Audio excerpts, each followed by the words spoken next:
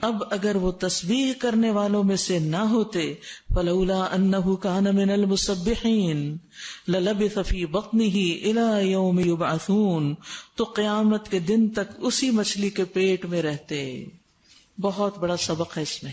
کیا کہ اس تسبیح کی وجہ سے وہ مچھلی کے پیٹ سے نکلے، مصیبت سے نجات پائی. کیا ہے تسبیح؟ لا الہ الا انت سبحانک انی کنت من الظالمین. ایک طرف اللہ کی پاکی بیان کی، دوسری طرف اپنی غلطی کا اعتراف کیا. تو اللہ سبحانہ و تعالیٰ نے ہمیں خبر دی ہے کہ وہ وہاں تسبیح کر رہے تھے، وہ نماز نہیں پڑھ رہے تھے وہاں، یا کچھ اور نہیں کر رہے تھے، تسبیح کر رہے تھے، کیونکہ مچھلی کے پیٹ میں اور کیا کر سکتے تھے. اور یہ تسبیح کرنا ہی ان کی نجات کا سبب بن گیا. تو یاد رکھیے، انسان کا نیک عمل اس کے کرنے والے کو اٹھا کھڑا کرتا ہے. خوشحالی میں کی ہوئی عبادت تکلیف میں کام آتی ہے. جیسے عام دنوں میں اگر آپ اچھی غذا کھاتے ہیں نا اور آپ کی امیونٹی اچھی ہو تو اول تو جراثیم اثر نہیں کرتے، اور اگر کوئی انفیکشن ہو بھی جائے تو آپ جلدی ریکور کر لیتے ہیں. ادروائز کیا ہوتا ہے؟ اس لیے آپ دیکھیں کہ بڑھاپے میں ریکوری بہت لیٹ ہوتی ہے، کیونکہ طاقت نہیں ہوتی جسم کے اندر. جسم خود فائٹ کرتا ہے نا بیماریوں سے، تو کر نہیں پاتا.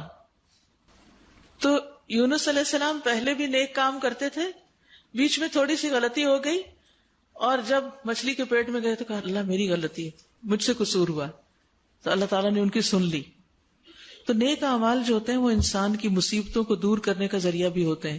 یاد کریے ان 3 لوگوں کا قصہ جو ایک سفر پہ جا رہے تھے، بارش ہوئی تو ایک غار میں چلے گئے، اور اتنے میں کیا ہوا، پتھر اوپر سے آ کے گرا اور دہانا بند ہو گیا اور وہ اندر قید ہو گئے. تینوں نے زور لگایا، پتھر ہلنے کا نام نہیں لے رہا تھا.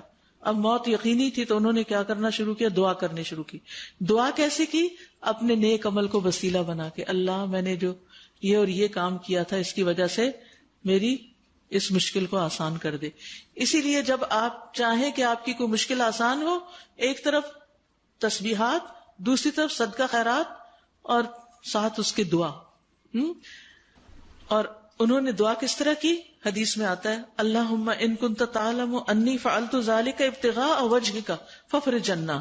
اے اللہ اگر تیرے نزدیک یہ کام میں نے تیرے چہرے کی خاطر کیا تھا، خالص نیت سے کیا تھا، تو اس کی وجہ سے اس چٹان کو آپ ہٹا دیجئے.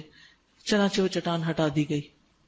تو نیک اعمال انسان کے لیے دنیا میں بھی بڑی بڑی چٹانوں کو ہٹانے کا ذریعہ بن جاتے ہیں. ہم اکثر کہتے ہیں نا بندش ہے، رکاوٹ ہے، کہتے ہیں نا. کوئی بندہ ہی ہوگا جو کہے کہ کوئی رکاوٹ نہیں ہے میری زندگی میں. کوئی کچھ بھی نہیں کر سکتا. آپ ٹھیک ہو جائیں خود.